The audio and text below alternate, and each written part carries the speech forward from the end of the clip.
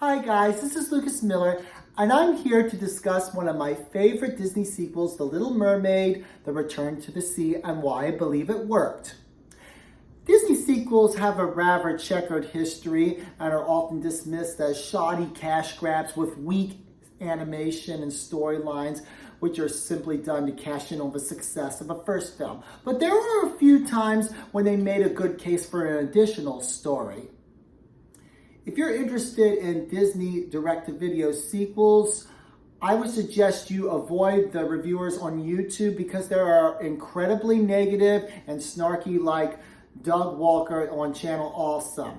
They can't create anything or bring constructive criticism. All they do is throw dirt at a painting, nitpicking at every little thing, instead of giving constructive criticism as to why they believe the painting was good, bad, or in the middle. There are a few YouTube reviewers who will do a constructive job, but most of them are extremely snarky when it comes to this subject. So if you want to see some good constructive criticism on the subject of Disney sequels, I would advise you go to the Reddit pages that I put in the description below. Answers vary, but there's a general consensus that Cinderella: A Twist in Time is the pick of the litter. The Lion King 2 is good and solid with a few flaws. The rest are in the middle of the road, and the bottom of the barrel would be Pocahontas 2, Mulan 2, and Hunchback 2. So without further ado, I'm here to talk about The Little Mermaid, The Return to the Sea, the story about Eric and Ariel's daughter Melody, and why I believe it worked. First of all, you get to see Eric and Ariel as parents. The movie shows how being a parent is a learning skill just as much as growing up. Eric and Ariel are not perfect parents by any means, but they never pretend their love and concern for Melody. Their methods are a lot like the king and queen in Sleeping Beauty, who demand all the spindles burned rather than educate their daughter on why she should avoid them. They put a large wall over the ocean to separate it from their castle so that Melody will stay away from it and never meet the sea witch Morgana. But eventually, Melody becomes resentful and angry towards her parents because she loves the sea. She gets this from her mother because, after all, her mother was a mermaid, so they are unconsciously stifling an essential part of her. So she runs away, and Eric and Ariel realize that they've messed things up, but they're not afraid to go after her and set them right and amend the relationship. And therefore, this makes their relationship feel more complex and realistic. Also, I love Morgana as the sea witch, as Ursula's sister. I actually think she's a little more complex and interesting than Ursula, even if the first film is obviously better than the sequel. For one thing, Morgana is a lesser sea witch than Ursula. She's always in her shadow, and she has an inferiority complex and a mommy issues complex, which makes her a pathetically comical character.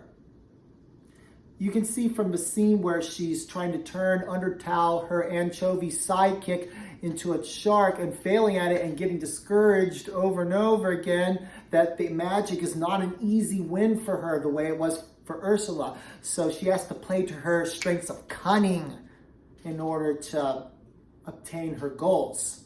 While Ursula was honest with Ariel about her bargain, Morgana, on the other hand, pretends to be Melody's friend and subtly poisons her against her parents while using her for her own greedy, selfish goals. Also, she has some of the funniest lines in the film, and Pat Carroll, the actress, relishes them for all it's worth. Some of my favorite Morgana moments would be, number one, Ursula would have loved to have been here, but something came up. Now, what was it?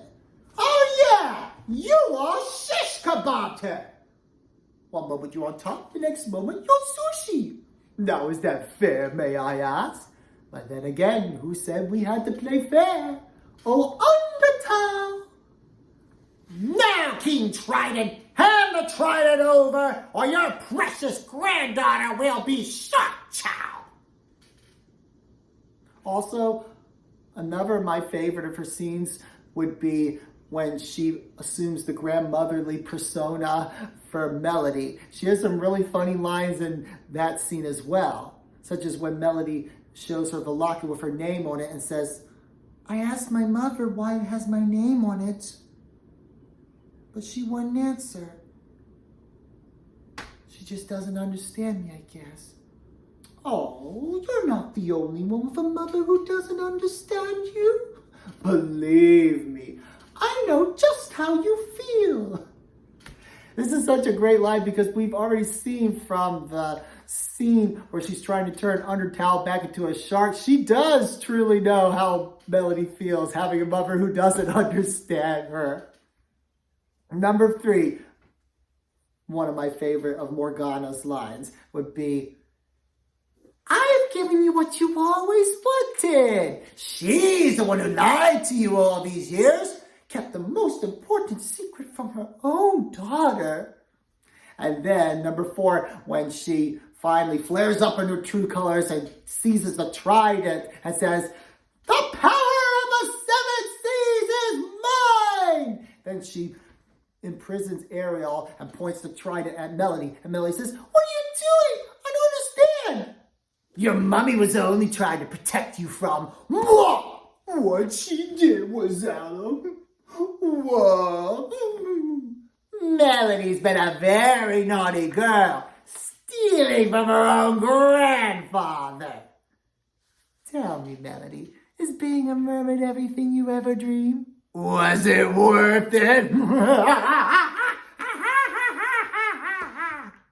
And my last favorite of her lines would be when she finally gets King Trident to bow down to her when she's erected that large ice throne to herself. She kisses the trident and says, "Wishes do come true. Seema, who's your favorite daughter now?" I also thought the ending of her character was perfectly fitting for her when Trident finally gets the trident back and seals her up in an ice cube. She floats to the bottom of the ocean with a picture of Ursula following her down. This is such a pathetically comic way to end her character because it emphasizes how she's always been a wannabe witch, always destined to linger in the shadow of Ursula.